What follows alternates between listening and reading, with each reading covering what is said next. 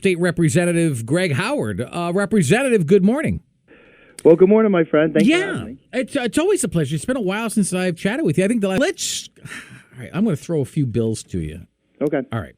HB 5331 You get me fired up first thing on a Friday morning. Okay, go ahead. All right. Let me just, for the listener's sake, because I'm sure they don't know what HB 5331 is, like you and I do. It's an act concerning the suspension of motor vehicle operators' license for failure to pay fines or fees or failure to appear for a scheduled court appearance. There we go.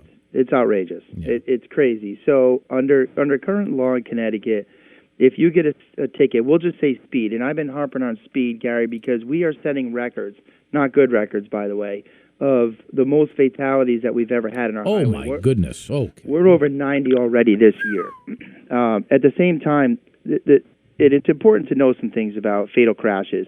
We know that impaired driving causes accidents. We know that distracted driving causes accidents. But the leading cause of fatalities at an accident is speed. Because if I'm texting and driving at 10 miles an hour and hit a tree, or texting and driving at 80 miles an hour and hit a tree, we're talking about a different outcome, right, because of physics. So I like to say with speed, but this is true of any infraction. If you get a ticket from a police officer in this state, you have a couple of choices. You can pay the fine, or you could plead not guilty and have a court date. Or, of course, you could do nothing and just throw the ticket away. But if you throw the ticket away and do nothing, or if you send it in not guilty and get a court date and fail to show up, what happens is the Department of Motor Vehicles suspends your license. And that's how we enforce the infractions, to the extent that people don't want to comply with the infraction. What this bill seeks to do is prevent the commissioner from doing that. So what would happen is if you got a ticket and threw in the garbage, nothing would happen to you. There would be no way to enforce speeding in this state.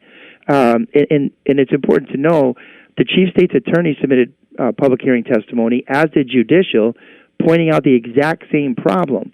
Judicial actually said the only way that we could actually enforce anything is we'd have to issue warrants for every person who doesn't show up or doesn't respond, which then they would have to be taken into custody on a misdemeanor, but we would still never dispose of the infraction. They would never be held accountable for the speed.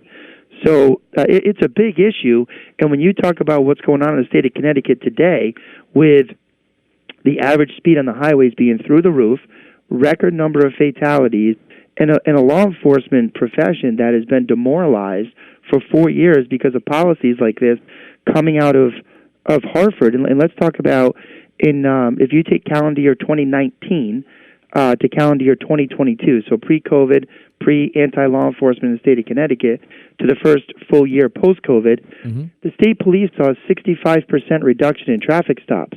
So as that enforcement went down, the average speed went up, and with it came the record fatalities.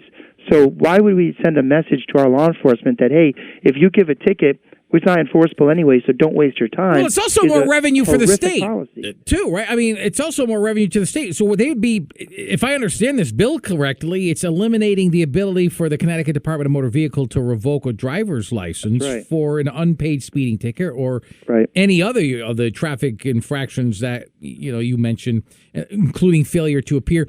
Well, that's revenue that the state would typically get. Well, this would be eliminating that. And quite frankly, why then would a state trooper pull anybody over? It's moot. Idea. You don't have to pay it. Troopers actually reach out to me and say, hey, you guys passed this bill. You're just going to, just further demoralize the ability to pull cars over.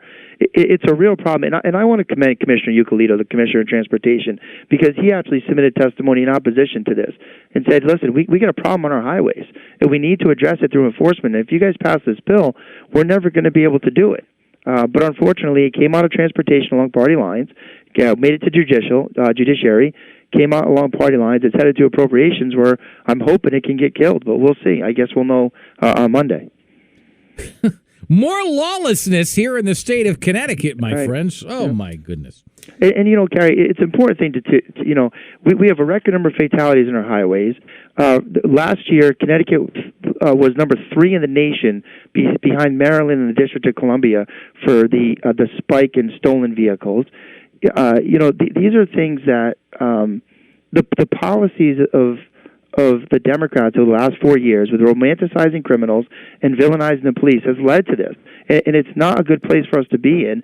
And it's a shame to see them double down on it with bills like 5331 or 5324. There's another one, the secondary stops bill, that's made it out of judiciary again, telling police officers 15 or 16 violations that they can't pull people over for.